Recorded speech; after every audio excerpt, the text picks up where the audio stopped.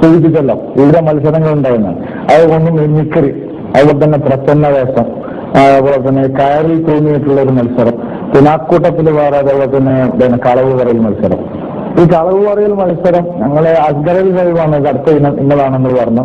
അത് പറഞ്ഞപ്പോ പറഞ്ഞു ഞങ്ങള് ഈ സ്റ്റേജിലിരിക്കുന്ന ഈ സാമാജികരുണ്ട്, ഇവര് പറഞ്ഞു നമ്മൾ മുസ്ലിങ്ങളെ എന്നുള്ള നിലയ്ക്ക്, പ്രത്യേകമായി മുജാഹിദുകൾ എന്ന നിലയ്ക്ക് കളവ് മത്സരം എന്നൊക്കെ നമുക്ക് സംഘടിപ്പിക്കാൻ പറ്റും, അതൊക്കെ ഭൂഷണമാണെന്ന് ചോദിച്ചപ്പോ പറഞ്ഞ അസ്ഗറിൽ സാഹിബ് തന്നെയാണ് അതിന് മറുപടി പറഞ്ഞത്.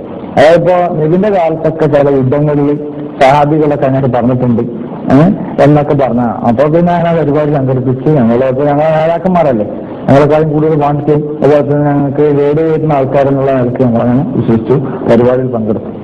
അങ്ങനെ ആ പരിപാടിയിൽ പങ്കെടുക്കുന്ന ഓരോ ഗ്രൂപ്പിനെ പ്രതിനിധീകരിച്ചും ഓരോരുത്തർ ഈ മത്സരത്തിൽ പങ്കെടുത്തു. അങ്ങനെ ഞങ്ങളെ ഗ്രൂപ്പിനെ പ്രതിനിധീകരിച്ച് ഞാനാണ് പങ്കെടുത്തത്. ഈ ഗ്രൂപ്പ് നിർദ്ദേശങ്ങൾ പങ്കെടുത്താൻ മതിയാണ്.